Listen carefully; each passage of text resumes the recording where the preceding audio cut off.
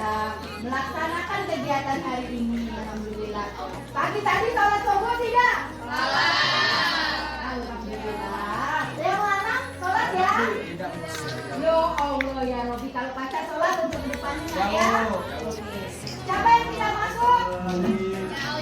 Banyak kegiatan OSIS ya? Iya. Lalu kita gunakan saja yang ada di dalam kelas, nanti beritahu ke mereka ya. Ada sekitar 3 anak yang tidak masuk kan?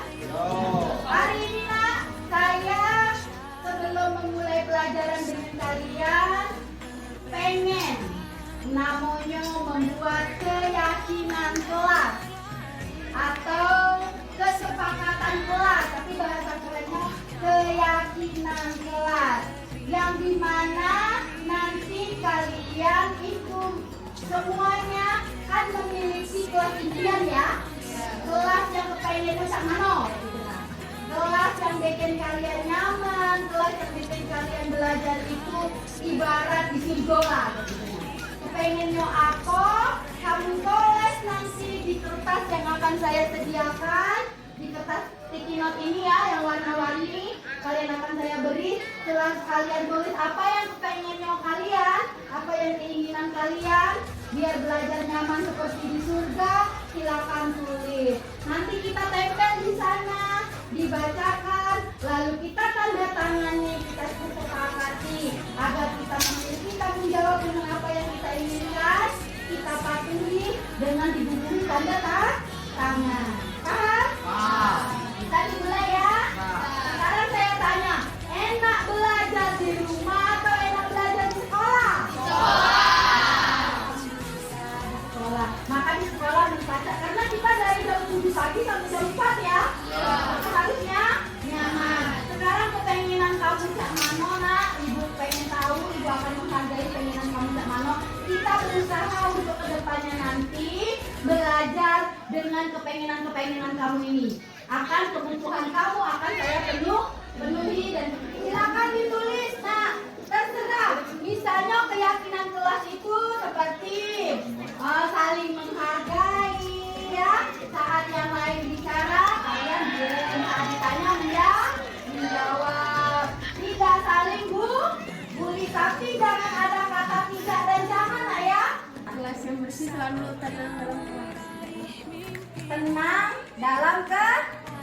Oke, tepuk tangan buat Dona. Pengen tenang dalam kelas. Dan memilikinya. Boleh kita tanda tangan bersama-sama di sini, nak? Boleh. Satu-satu bawa penanya, tanda tangan dari Dona. Kita tanda tangan. Ada ini tetap tertempel di dalam kelas ini ya. Bahwa untuk mengingatkan bahwa kita ada yang harus kita penuhi. Saya pakai banyak sila. Saya ambil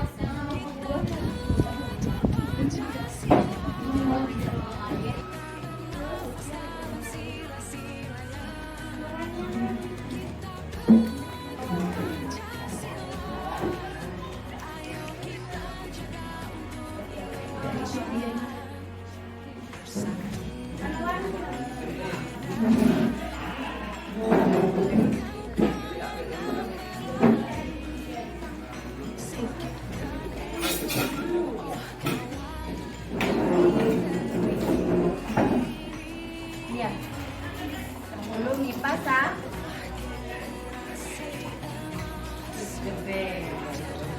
Sudah.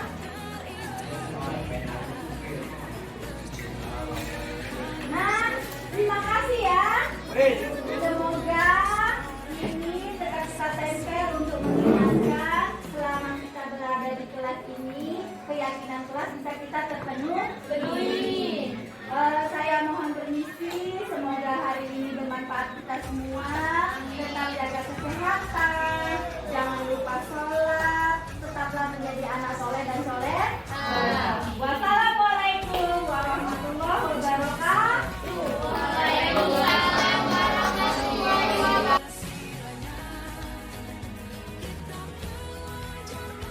Motivasi disiplin itu berasal dari diri. Maka di sini next, selanjutnya motivasi dari diri, disiplin itu muncul dari motivasi intristik, bahasa Indonesianya motivasi intristik, berasal dari dalam diri kita dewe. kasih intristik itu yang dituntut oleh pemerintah yang berdasarkan Ki Hajar Dewantara. Yang paling baik untuk siswa kita adalah motivasi intristik dari dalam diri. Contoh, next Ibu. Contoh nyata, saya bercerita sedikit Bapak Ibu ya. Saat anak SD Bapak Ibu, kelas 1, baru merangkai kata-kata A tambah B, A tambah A, abang. Mereka baru merangkai kata-kata.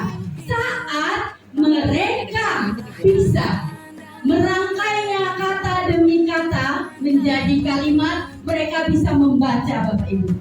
Coba bayangkan, bahagia gak mereka saat itu anak kita tadi Bapak Ibu? Bahagia ya mereka dengan bisa selama ini tidak bisa ada buku mereka baca A, B. Setelah mereka bisa membaca lancar, ayah Budi pergi ke pasar. Bahagia anak tersebut Bapak Ibu. Bahagianya karena ya Allah aku baca. Bahagianya bermanfaat sekali buat aku. Apa yang ada di mata mereka bisa membacanya. Itu adalah faktor dari dalam diri. Rupanya baca itu enak untuk aku puji anak itu. Berbeda Bapak Ibu, dia kan bahagia dari dalam diri dia. Berbeda saat orang tua itu campur. Mengetahui anaknya tadi bisa membaca, dengan senang hati mengeluarkan hadiah berupa apapun. Reward untuk anak dari nana oleh kau lah baca nak. Kau punya hadiah. Mindset anak tadi, berarti kalau aku baca sesuatu, aku dibahagia oleh ibu aku. Mereka tidak nyaman, Bapak Ibu ya, kebutuhan bertahan hidup ini tidak nyaman di rumah. Nyinggung emak bae lagi, tidak nyaman kan? Lalu sering pertengkaran yang terjadi. Maka di sekolah mereka minta kenyamanan itu. Sering yang mereka lakukan minta perhatian kita ibu bapak guru. Contohnya mereka tadi untuk memenuhi kebutuhan dasar mereka yang rumah tidak nyaman. Bapak Ibu, itu adalah kebutuhan dasar bertahan hidup. Biar mereka bisa memenuhi kebutuhan itu, mereka minta perhatian kita Bapak Ibu. Berarti mereka kebutuhannya di rumah tidak terpenuhi.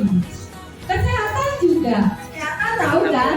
Kalau kita keluarga yang mengerti tentang gizi, semua kita kasih ke anak, lalu kita bisa membentengi mereka dengan memberi susu. Saat kita lengah, mereka jajan, kan sakit. Nah itu kebutuhan yang mereka untuk bertahan hidup Bapak Ibu. Next, selanjutnya Ibu. Kasih sayang dan rasa diterima, kebutuhan yang diterima, disayangi, diterima meliputi kebutuhan akan hubungan koneksi sosial.